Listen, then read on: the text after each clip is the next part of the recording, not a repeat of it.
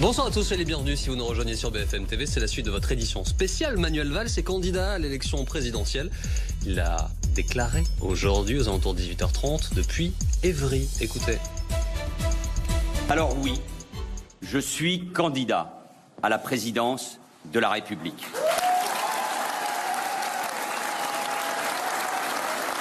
J'ai cette force en moi, cette volonté de servir mon pays. C'est au-delà des mots, c'est une conviction totale. Je veux tout donner pour la France qui m'a tant donné. Ministre, Premier ministre, j'ai fait mon devoir, vous me connaissez, sans jamais me ménager, avec énergie, en parfaite loyauté, avec le souci constant d'être à la hauteur de la mission que m'a confiée le chef de l'État. Voilà, c'était donc en fin d'après-midi. Que va-t-il se passer maintenant? Nous allons discuter avec Thierry Arnaud. Bonsoir Thierry. Bonsoir. Chef du service politique de BFM TV. Bonsoir François Calfon. Bonsoir. Directeur de la campagne d'Arnaud Montebourg. Bonsoir Pascal Popelin. Bonsoir. Proche d'Emmanuel Valls, député socialiste de Seine-Saint-Denis. Oui, c'est pas la première fois qu'on fait lapsus route et on n'a pas fini de le faire, je pense. Bonsoir Hôtel Krief. Merci d'être avec nous. Pascal Popelin, c'est fait. Est-ce que vous êtes soulagé? Est-ce que c'est un soulagement pour vous, pour l'entourage d'Emmanuel Valls que... Soulagement? Ouais. Non. C'est un moment de gravité, c'est une décision qui est importante, parce qu'il s'agit de l'avenir de la France et de ce qui se passera à l'élection présidentielle dans quelques mois. C'est pas antinomique l'idée qu'il se déclare enfin, c'est plus ça ma question. Oui, mais c'est pas ainsi que nous avons vécu les choses depuis quelques semaines. Il y avait une discussion qui était engagée entre le président de la République et le Premier ministre pour évaluer la situation politique et voir dans quelles conditions ce que nous avons fait depuis 4 ans et demi et que nous revendiquons allait pouvoir être défendu dans la bataille d'abord de la primaire de la gauche et ensuite à l'élection présidentielle. Vous avez donc un nouvel adversaire, François Calfon, officiellement depuis au sein de la famille socialiste, j'espère qu'il n'y a pas d'adversaire. De concurrent, pardon, c'est comme ça qu'on. Mais vous avez raison, Monsieur Boursier, dans la mesure où Monsieur Valls lui-même avait parlé des gauches irréconciliables. Donc que le commentateur puisse penser qu'au sein du Parti socialiste nous puissions être adversaires, ça peut traverser l'esprit. Je voudrais quand même là-dessus. On peut peut-être essayer de terminer une phrase. Oui, non. Mais sur cette question de la gauche irréconciliable, parce que c'est l'argument qu'on nous sert. Alors vous allez y revenir, Pascal Popelin. Terminez. Oui, j'essaye un petit peu, puisqu'on est sur ce sujet-là. Le point, c'est d'ailleurs le point central, c'est quel est le statut du bilan dans le discours de Manuel Valls. Moi, j'ai trouvé des commentaires amicaux et appuyés à l'endroit de François Hollande, mais sur les questions essentielles, parce que cette histoire des gauches irréconciliables, c'est le sparadrap du capitaine Haddock de Monsieur Valls, d'une certaine manière. La question qui se pose, elle est toute simple.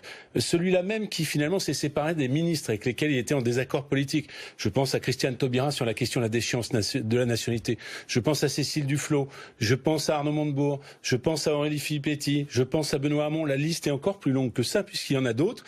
C'est celui-là même, au moment où finalement la gauche est émiettée et qui en a la responsabilité, que Manuel Valls se présente en rassembleur. Vous voyez bien qu'il y a une forme de contradiction là-dedans. Juste Pascal Popelin, vous voyez une contradiction ou pas vous? Cette histoire de gauche irréconciliable qui fait partie des argumentaires qu'on entend, il faut quand même le replacer dans le contexte et dans ce que Manuel Valls souhaitait dire au moment où il l'a dit. C'est un moment où Jean-Luc Mélenchon avait indiqué qu'il considérait que Hollande, c'était pire que Sarkozy. C'est un moment où certains candidats, c'était au moment des élections régionales, fréquentaient Tariq Ramadan. Alors si on considère que effectivement c'est bien de dire que Hollande c'est pire que Sarkozy et que un certain nombre de fréquentations sont possibles, alors là j'entends le procès. Sinon tout ça c'est de la fumée pour essayer de discréditer une candidature. La fin de dépôt de candidature 15 décembre, mais on le voit, ça y est, cette primaire a bel et bien débuté. Oui, et c'est sans surprise parce que c'est vrai qu'on savait que Manuel Valls le ferait immédiatement. Il l'avait déjà confié à la minute où François Hollande ne serait pas candidat, je serai candidat. Il l'avait dit et personne ne l'ignorait.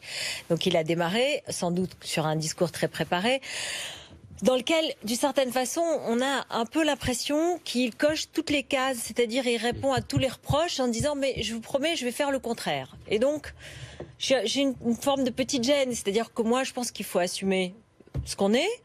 Et ce qu'il est peut entraîner les gens.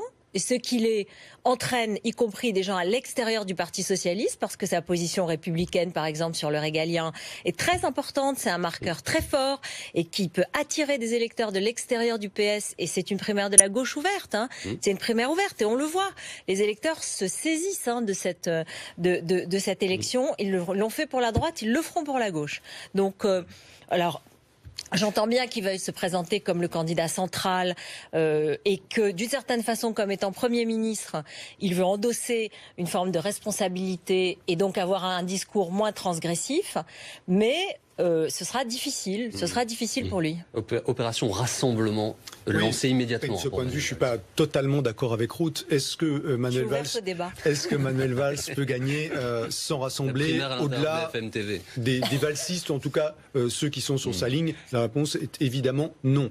Est-ce qu'il peut rassembler donc sans changer quelques éléments de son discours? La réponse me semble être évidemment non. Alors à partir de là, ça devient une question de construction du discours et de degré dans la construction du discours. Et c'est vrai, là où je vous rejoins, Ruth, c'est qu'il y a une immense difficulté. On ne peut pas imaginer se lancer dans une campagne présidentielle dans des conditions plus difficiles que celle-là, parce que soit il reste égal à lui-même sur sa ligne que François Calfon qualifierait de social-libéral pur et dur, et dans ce cas-là, ça va être très compliqué parce qu'il aura toute la gauche et tous les candidats de la gauche de cette primaire contre lui, ou bien il essaie de donner des gages, et dans ce cas-là, il aura deux difficultés. Il donnera, l'impression de se renier, et il donnera, une sorte de signal à ceux qui jusque-là étaient les progressistes, entre guillemets, les social-libéraux aux yeux de François Calfon, et dans ce cas-là, ceux-là, ils seront tentés d'aller voir du côté d'Emmanuel Macron. Donc vous voyez que l'ajustement, il est très délicat à faire. Sans compter qu'il y a à l'intérieur du parti des cadres historiques importants qui n'ont pas fait de choix, qui pourraient en faire à l'avenir et qui pourraient choisir, plus ou moins explicitement, d'embêter le Premier ministre sortant. Écoutez Martine Aubry au micro de BFM TV ce soir. Nous sommes dans une gauche qui veut faire bouger les choses. Et pour moi, il n'y a pas deux gauches. Ou alors, s'il y a deux gauches, c'est qu'il y en a une qui est devenue de droite. Voilà. Est-ce que M. Valls peut créer les conditions du rassemblement? Je ne crois pas. Qui vous allez soutenir? Je ne sais pas. Bon, on savait que c'était pas les meilleurs potes du monde. Non, mais Martine Aubry, qui aime-t-elle, qui voit-elle? Elle n'a pas envie de rallier la candidature de Montebourg. Elle votera pas pour Arnaud Montebourg. Elle n'a pas vraiment confiance en Benoît Hamon, qui était son porte-parole, mais qu'elle trouve un peu jeune et qui ne la mérite pas en quelque sorte. Elle n'aime pas du tout Manuel Valls. Peut-être qu'aujourd'hui, il y a eu des tentatives de susciter une candidature Hollando, Bristo, Hollandienne, enfin des choses comme ça qui fleuraient bon les magouilles un peu politiciennes, franchement. Et donc voilà, effectivement, Martine Aubry, elle n'est pas dans ce match là. Aujourd'hui, elle n'est pas dans ce match. Est-ce que c'est tout? Ça sent un peu ça, le tout sauf Valls ou pas, Pascal Popelin, cette primaire qui s'ouvre? Non, mais moi je comprends. Un peu comme ça a été à droite, le tout sauf Sarko, par exemple, à un moment donné. Oui, mais je ne ressens pas ça et je pense que l'histoire ne nous montrera pas cela. Il est tout à fait normal, à partir du moment où il y a la décision du président de la République de ne pas se représenter, qui est quand même pas un fait anodin, qui n'est pas non plus d'ailleurs une décision de dernière minute prise sous la pression. Je crois que ça part de loin et François Hollande n'est pas quelqu'un qui se laisse comme ça dicter les choses. Donc il y a un certain nombre de gens qui ont accompagné François Hollande depuis fort longtemps et ils vont pas forcément se précipiter. Mais après, c'est pas des histoires de camaraderie quand même tout ça. Il s'agit de choisir celui qui représentera la gauche à l'élection présidentielle. Donc c'est sur des questions de fond. Alors moi, les amis de François Hollande, je ne les vois pas soutenir quelqu'un d'autre que Manuel Valls en termes de ligne politique. Et pour ce qui concerne Martine Aubry et ses amis, même s'il y a sans doute un cheminement lié à des affinités personnelles, on verra bien ce que cela va donner, mais je ne suis pas inquiet. Juste avant que nous allons voir Thierry Solaire, qui on pourra faire peut-être le parallèle avec la primaire de la droite. Oui, non, moi je trouve quand même qu'on est vraiment la tambouille du Parti Socialiste, pardon les amis de machin, etc. On veut faire une primaire citoyenne. Oui. Il y a eu 4 millions de personnes à la primaire de la droite. Sur des soutiens, pardon, mais je peux répondre une seconde. Et si nous avons plusieurs millions de personnes qui participent, ça n'est pas un congrès du Parti Socialiste. Tout à fait. Et la question à laquelle aura à répondre finalement Monsieur Valls, c'est est-ce que c'est Docteur Manuel ou Mister Valls? C'est-à-dire qu'on ne ne sait plus trop bien quel est le Manuel Valls auquel on a affaire. Je rappelle quand même qu'en 2011, Arnaud Montebourg était sur la ligne de la démondialisation. Sur quelle ligne était Manuel Valls, puisqu'on doit parler des idées? Sur la ligne de suppression des 35 heures, de suppression de l'ISF. Est-ce qu'aujourd'hui il a changé sur cette orientation-là? Sur la question de la loi travail, je n'ai pas entendu Manuel Valls ce soir. Est-ce qu'il compte réguler les relations de travail entre les entrepreneurs et les salariés en persistant sur la loi travail, puisqu'il y a mis beaucoup de vigueur. Bon, ça décharge, il vient juste de se déclarer aussi. Mais d'accord, mais je souhaite si que... vous avez fait un discours je crois que, ce franchement, soir, les amis d'un tel ou d'un tel vont se déclarer pour un tel ou un tel. Regardez ce qui s'est passé à droite, ça n'intéresse pas les Français. Alors justement, nous sommes en direct avec Thierry Solaire. Bonsoir, merci d'être avec nous sur BFM TV, député des Hauts-de-Seine, soutien de François Fillon. Désormais, vous avez veillé au bon fonctionnement de cette primaire de la droite et du centre. Il y a donc un Premier ministre supplémentaire candidat à l'élection présidentielle. Alors celui-là, désormais, doit passer l'épreuve que vous connaissez bien de la primaire. Écoutez, moi je note que le président de la République, qui avait comme boussole sa réélection, a renoncé à défendre lui-même son propre bilan. Et il laisse à Manuel Valls, à des anciens ministres de son gouvernement, le soin, à l'occasion de la primaire de la gauche, de savoir lequel, à l'occasion de cette primaire, défendra ce bilan. Moi, je n'ai pas à me mêler de ce sujet. Moi, je me réjouis qu'il y ait 4 400 000 Français qui soient mobilisés à la primaire de la droite et qui aient donné un score très net pour François Fillon. C'est ça qui lui donne clairement une force et une responsabilité, bien sûr, dans les 5 mois qui s'ouvrent. Et puis après, on va regarder, bien sûr, avec intérêt ce qui se passe à gauche. On voit que M. Mélenchon est candidat en dehors de la primaire, que les écologistes sont candidats en dehors de la primaire, que M. Macron est descendu du train au dernier moment et est en candidat en dehors de la primaire. Et on voit cette primaire, et bien sûr, on laissera les Français qui partagent les valeurs de la gauche venir décider de l'issue de la primaire socialiste. Thierry Solaire, encore un mot, profitant de votre expérience très récente. Quels conseils pouvez-vous donner à cette gauche pour l'organisation de la primaire ? Moi, je veux pas leur en donner. Enfin, je crois qu'ils savent le faire. Hein. Ils avaient fait des primaires avant nous, et notamment en 2011. Le sujet de la gauche aujourd'hui, me semble-t-il, c'est d'abord le bilan. Il est collectif entre Manuel Valls et François Hollande. Et le bilan, c'est avant tout 1 million de chômeurs de plus, de la pauvreté qui a encore largement augmenté. Nous avons eu les nouveaux chiffres aujourd'hui qui sont tout à fait effrayants. Et puis un État qui ne fonctionne pas. Je note d'ailleurs que Manuel Valls a eu un talent. Il a réussi à sortir du train du gouvernement avant de s'occuper de Notre-Dame-des-Landes. Il nous l'avait promis depuis des mois qu'il s'occuperait du démantèlement de Notre-Dame-des-Landes. Il aura réussi à quitter le gouvernement avant de s'occuper de ce sujet. Donc j'entendais quelqu'un tout à l'heure qui parlait du fait que sur le régalien, il était très fort. Il y a beaucoup de mots avec Manuel Valls, mais il y a rarement des actes. Merci Thierry Solaire d'avoir été avec nous ce soir en direct sur BFM TV grâce à Gaëtan Malaquin. Ça va être chaud, hein, Thierry, pour Manuel Valls. Hein, oui. Mais ça, que ce soit dans son camp ou à l'extérieur, ça va cogner fort. Je vous rappelle que ce stade de la discussion, il est supposé intervenir une fois que Manuel Valls a remporté la primaire. Et au moment où on se parle, c'est pas gagné. Ce qui est sûr, c'est que la leçon qu'on peut tirer de la primaire de la droite, même si c'est vous qui l'avez commencé à la primaire de la gauche, c'est quand même la qualité des débats et la clarté des débats et la tenue des débats. Et donc, dans votre intérêt, si je peux me permettre, c'est intéressant pour les Français qui vont regarder les débats, d'avoir des gens qui se respectent et des gens qui s'écoutent et des gens qui aillent au fond des sujets. Et la question, c'est l'occasion de... Alors, elle est très courte, cette primaire, elle est dans des circonstances très dures. La campagne va être vraiment express, etc., c'est sûr. Mais... pour les Français, c'est important que la gauche se clarifie. Entre la gauche de gouvernement et la gauche qui s'affirme comme la gauche morale, entre la gauche anti-mondialisation et la gauche du réel, entre la gauche de... Enfin, il y a 1001 adjectifs qui pourraient se porter et où on voit ces clivages, ils sont là. Et ce dont on a envie d'entendre parler, c'est qu'ils soient abordés et vraiment que les gens entendent des solutions de part et d'autre. Avec un enjeu dont nous avons déjà parlé ici en route, et là je m'adresse à vous deux, qui est très, sans doute fondamental pour la gauche de gouvernement. Un risque en tout cas, c'est peut-être celui de disparaître, bloqué entre Jean-Luc Mélenchon et Emmanuel Macron. Donc le spectacle que vous allez proposer, vos deux camps et les autres, sur ces prochains mois, François Calfon, il est déterminant. Moi je suis entièrement d'accord avec Houtel-Krief, et d'ailleurs n'a-t-on pas dit que Thierry Solaire s'était inspiré, d'ailleurs lui-même l'a rappelé dans la honnêteté qu'il caractérise, de notre primaire. Donc moi je ne doute pas un seul instant, on a commencé très fort là, dans ce commentaire, puisque vous aviez une question très cursive, mais c'est d'abord une bonne nouvelle que Manuel Valls Valls se présente à cette primaire. Pourquoi? Parce que vous aurez entre Arnaud Montebourg et Manuel Valls, qui sont deux représentants de la gauche de gouvernement, il n'y en a pas un qui veut pas gouverner et l'autre qui voudrait gouverner, des débats qui seront intéressants et même peut-être surprenants. Je plaide pour ce que Manuel Valls n'a pas dit ou qu'il a juste esquissé. Vous aurez sans doute des convergences sur, par exemple, la question européenne. Ouais. Il est clair que les socialistes il l'a dit ce soir. Plus être des fédéralistes BA, parce que tout cela nous a envoyés dans le mur. Il y aura des divergences sur d'autres questions et les Français pourront se faire un avis. Moi, j'ai toute confiance dans finalement les exposés des uns ou des autres. Ce que nous avons pointé là, c'est quelque chose dont on a vu une rémanence rétinienne, si j'ose dire, en Italie. C'est quel est le statut de ceux qui gouvernent dans une période comme celle-ci, surtout quand ils ont des difficultés à incarner leur bilan. Vous voyez bien que la droite, dans son rôle... Justement, François Calfon, pardon de vous interrompre, mais je me tourne vers Pascal Popelin. On l'a vu au cours des débats de la droite. François Fillon et Nicolas Sarkozy plus particulièrement ont été appelés par leurs camarades à répondre à un bilan qui avait 5 ans en arrière. Donc là, Manuel Valls, qui sort à peine de Matignon, nul doute qu'à chacune de ses interventions, il va être interrogé sur ce bilan-là. Bien sûr, et c'est légitime. Et je pense que ça ne posera aucun problème. Il le revendiquera, il l'expliquera. Et moi, j'ai un point d'accord avec François Calfon. Tout à l'heure, j'ai répondu à votre question parce que vous m'avez interrogé sur tel ou tel.